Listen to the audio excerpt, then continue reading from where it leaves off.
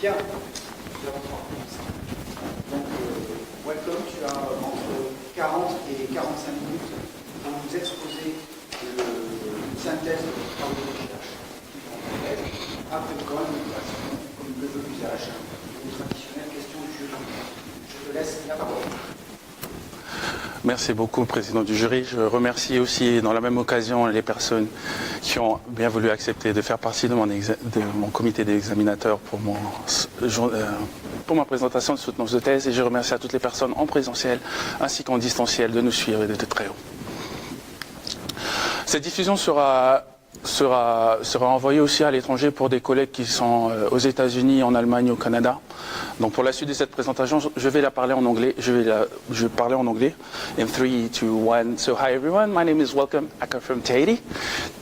Today is the defense of my thesis titled GPU-based architecture for interactive volume visualization of AMR data series, time series data. This research has been supervised by Professor Laurent Lucas and co-supervised by Dr. Hervé Dollo. This presentation will follow this main steps, main part being the recall of the context, then the previous works regarding scalable methods. After we're going to go on the contribution of this research, the main part, with the evaluation at the end, with the comparison with existing methods, then the result, and finally the conclusion. In the context, my research is based on 3D numerical simulation, aka the study of evolutive phenomena, temporal, real complex phenomena. It uses dedicated model in order to represent it. Once it is represented, you have to solve it numerically. In order to do so, you have to discretize the space, the continuous space. And to do so, we use mathematical discrete algorithm. You have an example on the lower end of the slides. This is a well-known dataset, deep water impact. This is a low resolution, the one being treated during this research. You have here, right here, I would like to point out, this is for the low resolution going up to 124 gigabytes, up to, at the high resolution, 4 terabytes. By having a collaboration between the LISIS and the CEA Île-de-France, we are lucky to have some dataset and interesting algorithm to try our API. The main problem of this context, sadly, is that as the data is progressively stored during the simulation, it tends to have a really massive memory footprint. You're going to see how it is done, at least computed. A dataset, once generated, can be classified by two main components. The first one being the organizational structure that have two sides of it, the topology, aka the cells, and also the geometry, aka the points. You have some example right here. And finally, the second component that you have to take care of is the attribute data. Can be a vector or scalar field, or the tensor normal. For our cases, we're going to only take care of the voxel, aka eight vertices inside for one value, and one scalar field value at the time. So I talked earlier about the dataset, but we can also classify the dataset on itself by type. But since there are a lot of dataset type, we need to consider one thing first, is the trade-off between the accuracy of the dataset, mainly regarding the simulation needs, or the computational resource in order to generate them. Let's start with the more conventional type, the direct approach. For instance, the structured grid. The structured grid, you have a 2D example right here on the lower end of the slides, have upside of being a simple navigation schemes right here, but sadly it tends to have information redundancy once we have localized information and not homogeneous data throughout all the domain space. On the other spectrum of this dataset type is the unstructured dataset this one has irregular topology as well as irregular geometry, which is the polar opposite of the structured grid. It has the upside of having accurate precision compared to the structured one. Sadly, it has a downside of the complex navigation since it doesn't have implicit navigation scheme. We found a middle ground, being the adaptive mesh refinement. You have a 2D example right here, which have both simple navigation thanks to structured geometry, and accurate precision as you have adaptive localization during inside the spatial domain, which makes it a really good candidate for our needs. Sadly, there's still a high complexity in the management of this kind of hierarchical data set. We're going to treat it on the next slide. I would like to point out, though, since then we stumbled upon a new paradigm. This is indirect approach compared to the ones before. It's mainly used, first of all, for compressing the compressed neural network, which compress the scalar data value in order to have less space stored inside the GPU memory. We believe that it has potential to use it into a scientific visualization. You're going to see why. So we're going to start. We have to define how this difficulty can be managed. First of all, we have to understand how this memory footprint can be that big and massive. First of all, we have to consider one side is the value encoding, aka for this example, we have a single voxel called W. It can be either a float or a double precision whatsoever. And we also have to consider two more things. The second one being the spatial domain. Here it is a simple example into a structured data from the width, the height, and the depth. And finally, also the temporal dimension. As I mentioned before, it is progressively stored during the simulation, aka it's a sequence during the time. All these three dimensions has to be taken into consideration in order to find the final value of the memory footprint size. For recall, we have a 124 gigabyte for the example on the first slide, up to 4 terabyte, and it's still greater than any main GPU on the single workstation. So this kind of data is called large-scale data. What we mean by that is the kind of data that doesn't fit inside the GPU memory. And in order to tackle this issue, at least the scientific literature has created what we call a scalable method. A scalable method will tackle this is a technique that will cope with the lack of memory capacity of GPU. So the main goal of my thesis here is to provide a scalable approach for 3D numerical simulation data generated in order to have interactive visualization.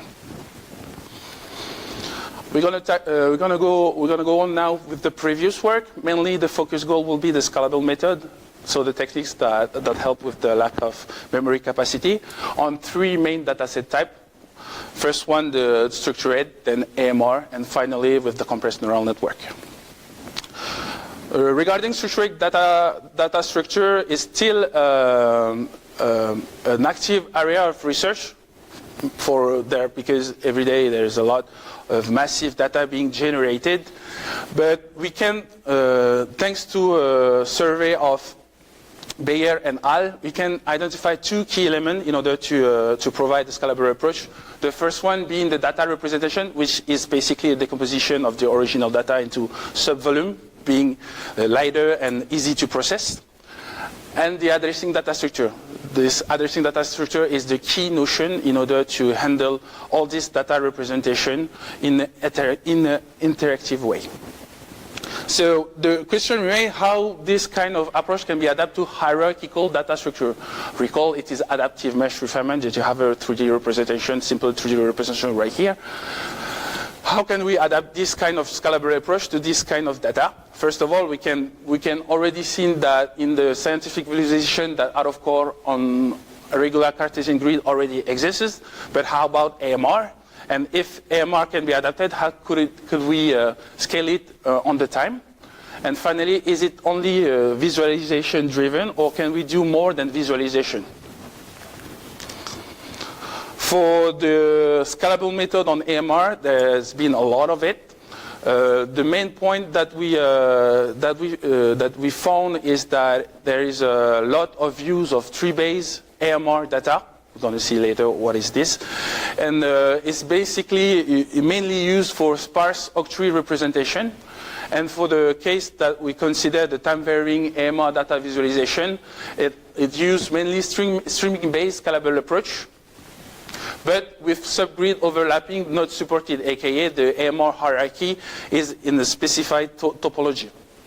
There's the pros is that the interpolation problem issue that comes with hierarchical data structure has been tackled quite easily, kinda, I say. But the cons is still handle static AMR hierarchy, which means that all the AMR data that has been handled cannot evolve during the sequence, which is not our case, of course. Now, for the compressed neural representation, as I said before, it is mainly in its infancy states, as it is used mainly to compress the volume data. Here we have a 3D simple representation with ijk dimension. We take one 3D position inside this domain and put it inside the neural network, mainly the MLP, multiple layer perceptron. Once we generate the output of this neural network, we associate it with the ground truth scalar field value in order to encode it, and we get some pretty impressive compression. As you can see here, you have the original data with the resolution with the float 32 bytes. They can get to 100 to 1 up to 1000 to 1 compression and still maintain a PSNR superior of 30, which is also good for the capture of the data. As you can see, there's merely unrecognized once you look at it, the visualization that you can obtain from this compression. But what is interest to us is the compression, the ratio of the compression. Since we can go up to 1000 to 1, it can help us with the massive data footprint of the volume, and this is where we're gonna shine with our approach. Now we're gonna start with the background. The background will go on three folds. The first one being the space filling curve. This is a mathematical tools that we're going to use for our indexation. Then the adaptive mesh refinement. Like I said before, we found the tree-based one, but it is not the only one. And finally, we're going to state an example of GPU-based out-of-core approach on regular Cartesian grid. The space filling curve, aka the SFC, in mathematics can be seen as a continuous fractal. As you can see, you have two 2D examples. On the left side being the Z curve, hence the shape. And the right side, this is the Hilbert curve. The SFC is going to adapt to the resolution of the domain. Here it is a unit square domain. And for each order, aka for each subdivision on a more and more resoluted united square, we're gonna adapt the shape and the traversal of the SFC in order to get every subsquare of the domain. As you can see, the pattern is going to repeat, hence the continuous fractal. For our case, we're going to use the SFC as a mapping function in order to get a high dimensional features, aka for our case the 3D position x, y, z, with one-dimensional indexes.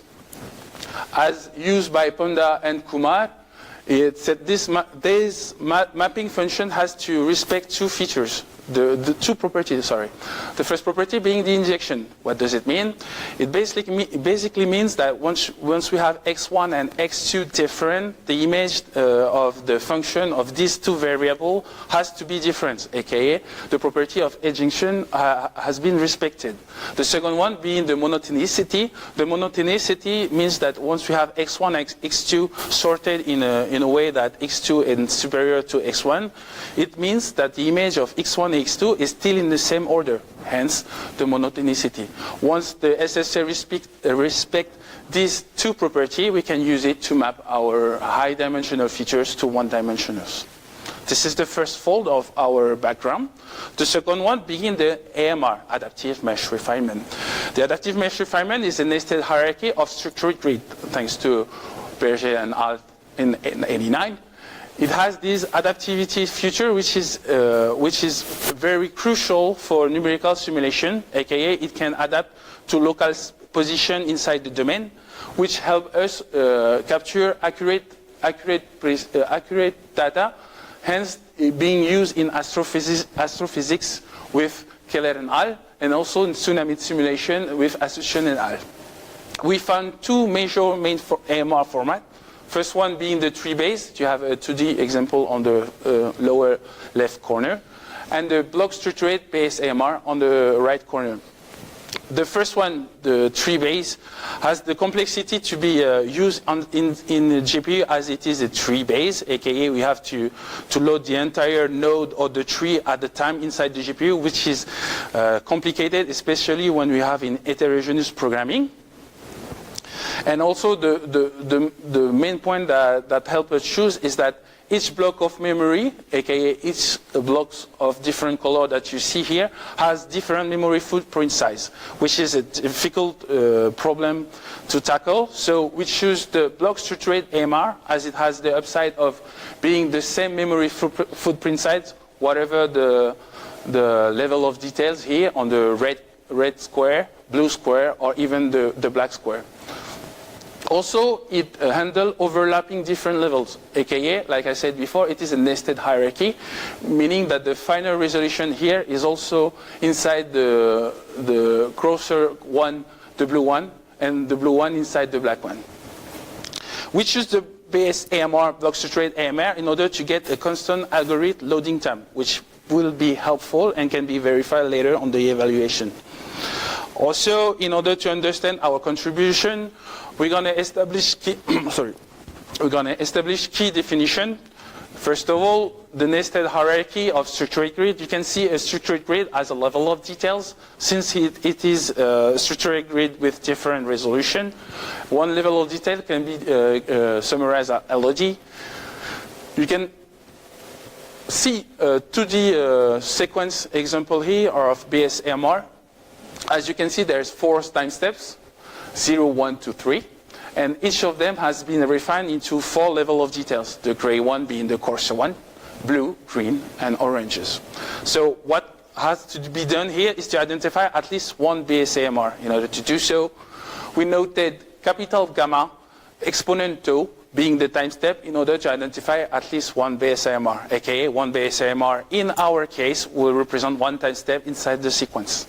Once we identify one BSAMR, we have then to identify one particular LOD inside one BSAMR. So what we do, we decompose the second time step into each LOD with the remaining data, and then we're going to note capital tau capital gamma exponent tau index I as I holding the information of the LOD and tau still the time step.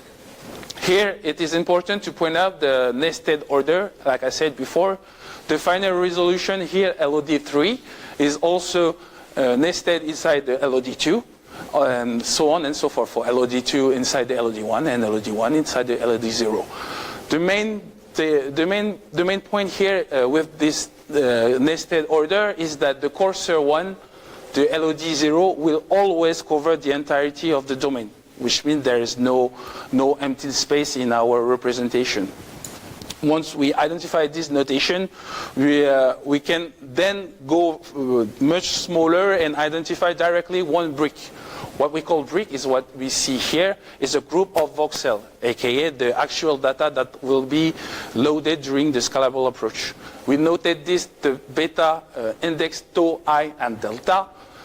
You know tau, you know I. Delta is basically the SFC index, like I said before, with the SFC established. This is the mapping mapping representation of the 3D position into one-dimensional. One-dimensional, aka here will be the order inside of the BSAMR. And finally, we're going to note the cardinal capital gamma. cardinal capital gamma help us identify the AMR hierarchy variation, aka for the cardinality of gamma, we have to find the cardinality of each LOD with the cardinality of capital gamma index 0 equals 1. Hence, because the LOD 0 only have 1 bricks. So for cardinality of capital gamma index 1, that will be 1. For LOD 2, that will be 1. And here, that will be 3. And you can see it is variation because when we get to the 4th time step, we have LOD 0 being 1, LOD 2 being 1. But for LOD 2 and 3, we have 3 and 3. You have this evolution in order to point out the variation. Once we establish the second fold of this contribution being the AMR, we're going to go on directly on the GPU-based out-of-core approach. We still go back to the Bayer and al. Survey. We find the classification according to the resolution of the data. What helps us decide is basically the one on the right side because it is a multi-resolution. Like I said before, AMR is a hierarchical data structure with different structure grade, and each of these structure grades has different spatial resolution. We are lucky enough to find a method that already tackles this type of data, not the AMR, but the multi-resolution, being the regular Cartesian grid with Sarton and al. They have two upsides. The first one being that it is a caching system managed entirely on the GPU, which helps us have the entire solution inside the GPU without having to store it inside the CPU. And at the interactive navigation, the volume that exceeds the GPU and CPU capacity, which helps us tackle the large-scale data. First of all, we have to understand the pipeline. Don't be afraid, it might be big, but it's really that simple. You can identify on the right side of the slide the part with the disk memory. On the middle side, on the gray, would be the CPU side. And on the far left side of the slide, you have the GPU side. All their architecture will follow what we call an out-of-core algorithm with key steps. Here we're gonna see with the simple 5 steps. The first one starting from the voxel request. The voxel request is something that is sent from the application interface. For our case, that will be a visualization application, for instance. The voxel request being a 3D position inside the volume that the application will need to know the value that has to be rendered. This voxel request will be sent inside the GPU to the actual addressing data structure. This addressing data structure will tell the application interface if the data they're looking for is already in the GPU memory. Otherwise, if it is not the case, the third step, they're going to send an asynchronous request to the CPU side in order to get the data from the CPU or the disk memory. We're going to reduce the communication between the GPU to the CPU to a minimum in order to diminish the bottleneck of the exchange. On the CPU side, they're going to load the data either from the disk memory if needed, if not already inside the CPU memory. Going to send it back by CUDA zero copy communication inside the GPU. Then the addressing data structure will be updated in order to update the state of the data before sending back to the application interface. These are the 5 steps of the out-of-core algorithm.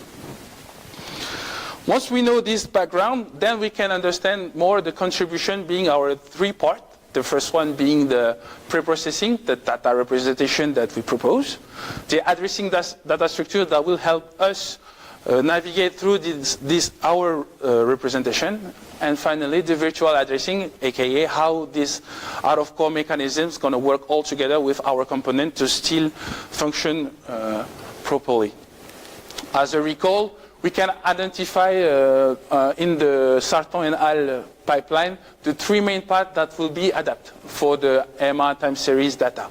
Every gray part is the part that will not be changed from the original works, aka since it is an agnostic application, we can adapt and with modularity the key part that will help us with our purpose. The first one being the pre-processing step. The pre-processing step is basically we start by converting a sequence of regular Cartesian grid into sequence of base AMR. You have the result right here with the same notation that we see before. Each of these base AMR, aka each of these time steps, this sequence has to be refined with exactly the same number of LOD. Here we have 4, with the nested order respected.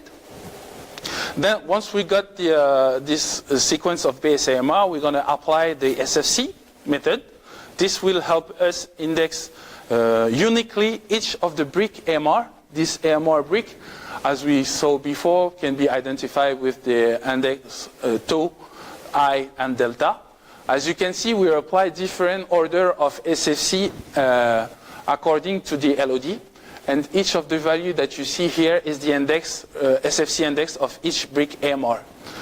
Thanks to this application of the Hilbert curve here, we can identify one single AMR brick in the entire sequence, whatever LOD it is.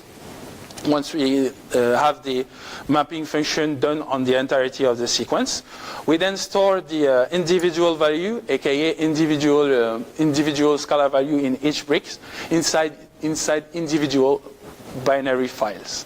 This will be the end of the data representation. And once we got this data representation, what remains of us to identify and to establish will be the addressing data structure. The addressing data structure will still start on what has been done during the breaking process, aka the pre-processing part, as we saw before. We're going to rearrange each base AMR, aka each time step, into a single dimensional array, where each brick has been sorted by LOD, aka from the coarsest on the left side corner all the way to the finest on the right side. And inside each of these LOD bricks, they are also sorted by SFC indexes. We call it BAT for brick addressing table, not because I like Batman. Once it is done, we can do it for each time step inside of the sequence in order to get the final addressing data structure. As you can see, the final addressing data structure is basically a 2D matrices, where we have in the y-axis the temporal dimension, and in the x-axis we'll have the LOD information from the coarsest, from the coarsest on the left side all the way to the finest. We have to point out, though, as you can see here, it is actually a 2D sparse matrices, as we have unsigned value. Like I said before, we tackled the case where the AMR hierarchy will vary during the sequence. Hence, the first time steps will have less refined bricks, and the more the sequence evolves, the more refined bricks will appear. And then more bricks will be stored inside of the TSBAT, being the name of this data addressing structure. Yeah, I know, I'm really inspired for this. And once we got this final data addressing structure, what remains of us is how these two components can work together in order to have the out-of-core algorithm. Hence, we're going to go into the virtual addressing structure. The virtual addressing structure being the, like we saw before, from base AMR sequence, we're going to start with the voxel request. The voxel request here, for instance, and purposes and simplicity, of course. On the first step, we're going to pick this normal position. This is the first step. The second one has to identify the finest LOD available in this time step. Here, for instance, will be the LOD2. We could also, of course, send it the LOD0. But since we are looking for high quality visualization, we tend to go to the finest one. So we can go finest to LOD1, all the way to LOD2, but not in LOD3 since there's no data here.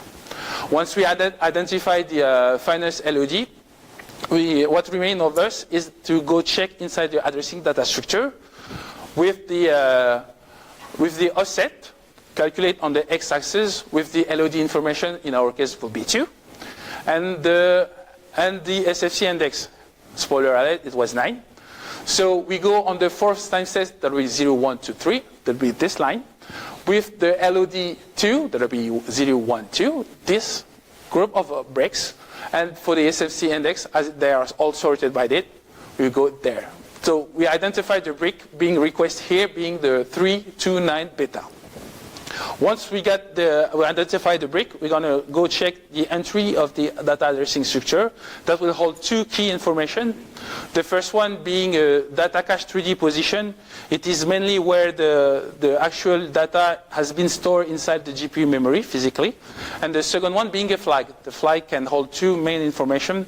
The one being map. Map means that the data that has been requested already exists in the GPU memory. Otherwise, unmap. Unmap, which basically means that the data doesn't exist in the GPU, but still exists in the absolute. So all the out-of-core mechanism and the asynchronous requests will go on and off about that. This is the slide that we saw earlier. With all these components, what remains of us is to evaluate our out-of-core architecture. We evaluate our protocol on the RTX A4000 mobile with 8 GB of VRAM, with 32 GB of RAM on the i7 Intel Core CPU. We established three main protocols. Each one of them evaluate one specific aspect of our architecture. The first one being the temporal coherency of the robustness of our architecture. In order to do so, we're going to load an entire AMR data of one single randomly picked time step. The second protocol will evaluate the spatial coherency of our out-of-core. In order to do so, we're going to also pick a random time step and randomly pick 1 million 3D position inside this spatial domain in order to evaluate the potential load of a single frame at a time. And finally, we're going to, with the third protocol, we're going to evaluate the temporal and the spatial incoherency. In order to do so, we're going to load one 3D position, randomly pick inside the spatial domain, and also randomly pick a time step, which means that we're going to have data set that exists inside our GPU memory data cache that will not be spatially coherent and also temporally incoherent. We're going to evaluate it on each of these three protocols on the data cache on three different states. The first one being hot and cold, mainly meaning that the first state will be already loaded with data, and the second one will start with an empty one. It has to be evaluated on two data sets. The key point here is that we make sure that each of these data sets has the same number of voxels per brick. Here it will be 64 cubic. It will be around 4 to 1 megabyte per bricks in each of these data sets. You can also point out that each of these data sets has different spatial domain, aka for the first data set noted D1 for this slide, it has been refined on 4 LOD, whereas the second one has been refined of 5. It is explained as these two has two different, as the second data set has a double spatial domain need in order to verify that each of these data sets still contain in each bricks the same number of voxels. We have these results. So the first highlight that we can get from this result is that each loading time, the faster loading time that we have will always be on the hot state of the data cache. It is explained as the data cache already loaded with information. So the optimization of exchange between the data cache and the memory has already been established. So it is quicker for the data cache, the GPU memory, to load the data. Although we do find this on all protocol except the dataset 2 and the protocol 2. We treat it as outliner. As it is, all of this protocol has been established on a random pick of time step as well of 3D position. We tend to interpret this outliner as a random number generator issue. This is why this is not taking into account in the interpretation of the robustness of our architecture. For the first protocol, the temporal coherency, we can see that the first data set has a quicker loading time. because the first dataset has less refinement. For recall, since the first dataset is 2 times smaller than the second dataset, it has been refined of 4 LOD. And then the second dataset, since it has another more LOD, it means that it has way more bricks to load inside one single time step, which explain the difference in the loading time.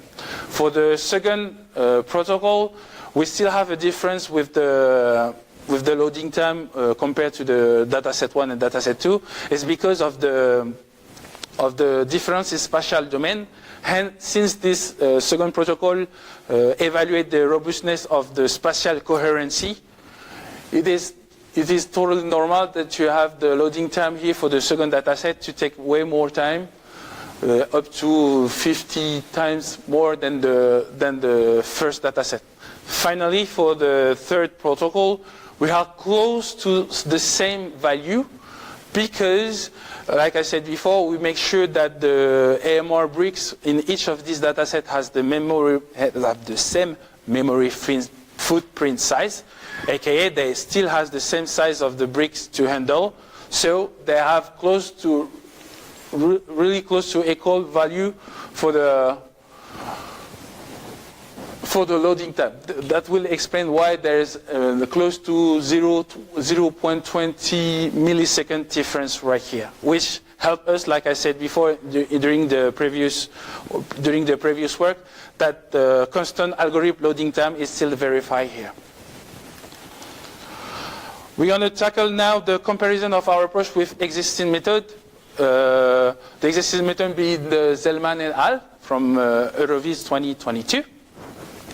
We have commonality with them as we both use scalable approach to visualize the same type of data, time varying AMR, large scale of course, and also we both achieve interactive performance with good overall visual quality.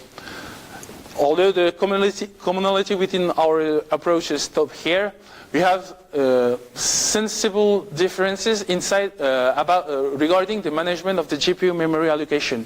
The first differences being each time step of their dataset has to all fit inside the GPU memory, which is not our case and not our need.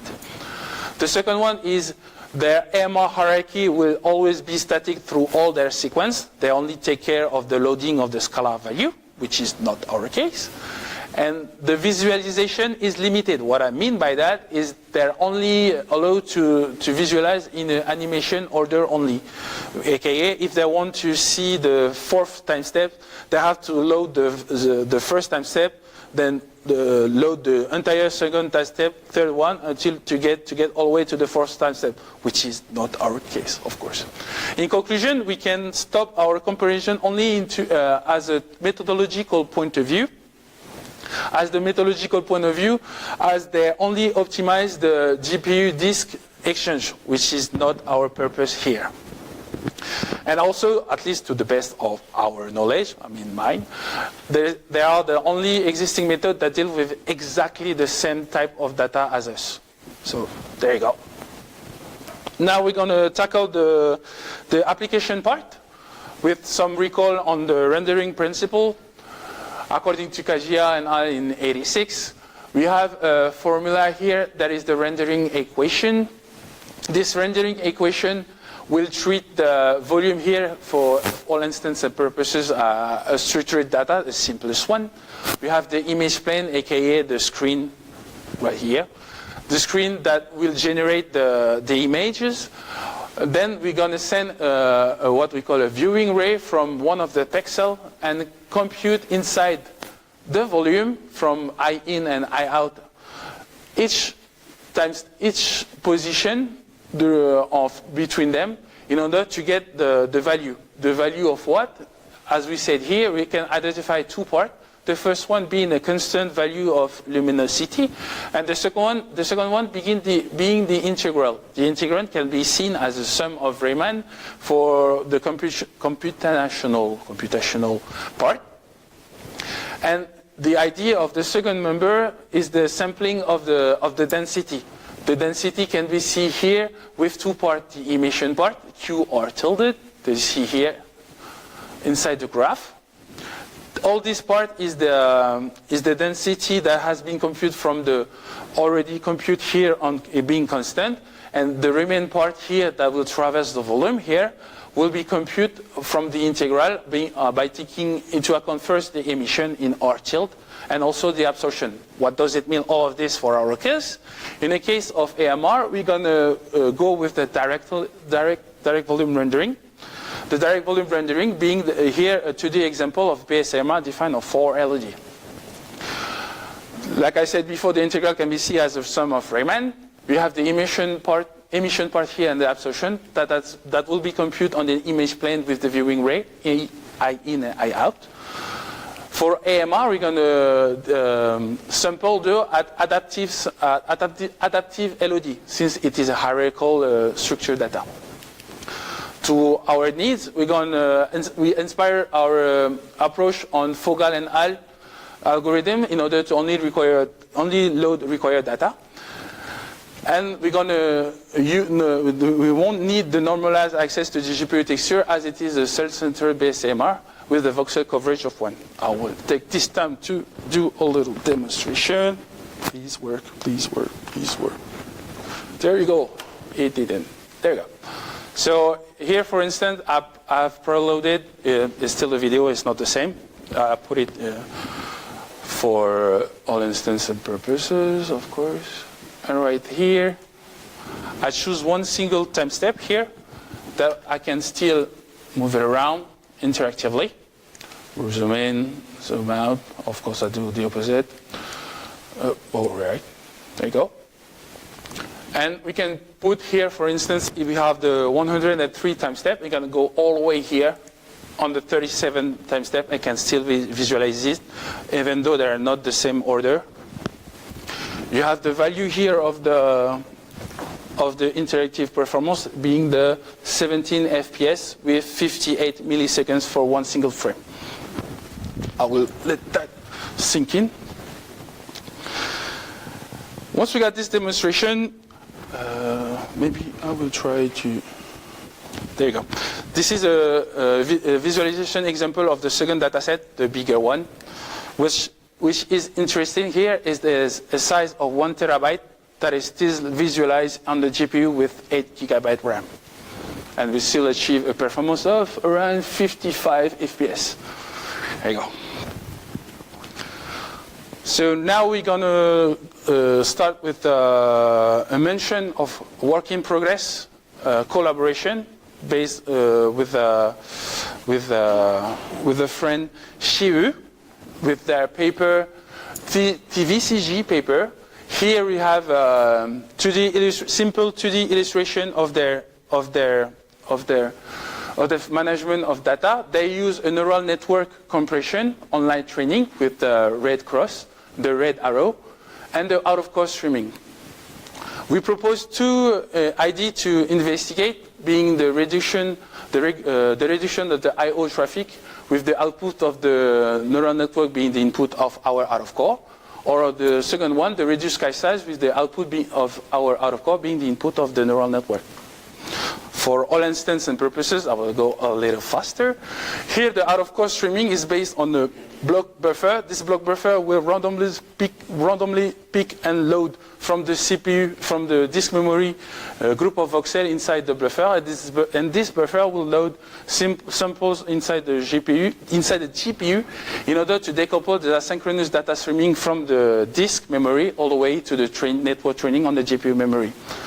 The second step being the input encoding. The input encoding here is the augmentation of the input data, being here the 3D position.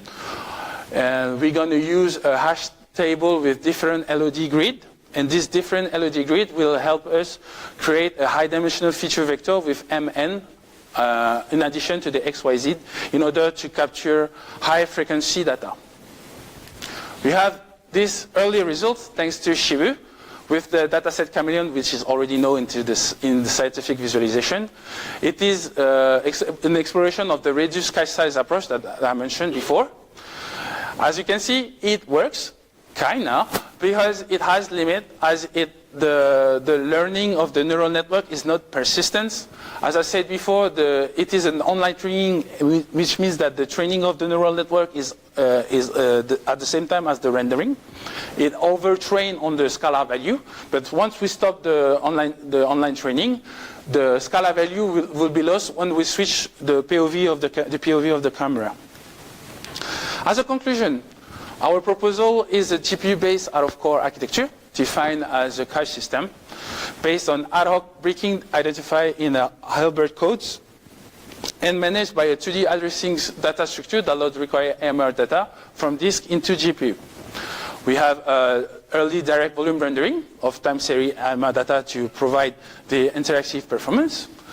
And the outlook of my research will be to further our collaboration with you and Al, to explore the AI-based approach, the virtualization of our TSBAT being the addressing data structure, the scaling up to HPC architecture, and finally the integration of our API inside visualization, visualization API like ParaView, OSP-Ray, Embree, Optics, and maybe Omniverse. And I would like to thank you all for your attention. And special thanks to Dr. Willisher, Dr. Stefan Zellman, and Dr. Shiwu for their help and interesting exchange that helped me achieve my goals during this research. Here are my, I don't know how to say that anymore, the publication that I made, being the first one being my most proud of, as it is the base paper awarded last year at Leipzig Euroviz EGPGV. My first long paper, first author ever. Thank you very much.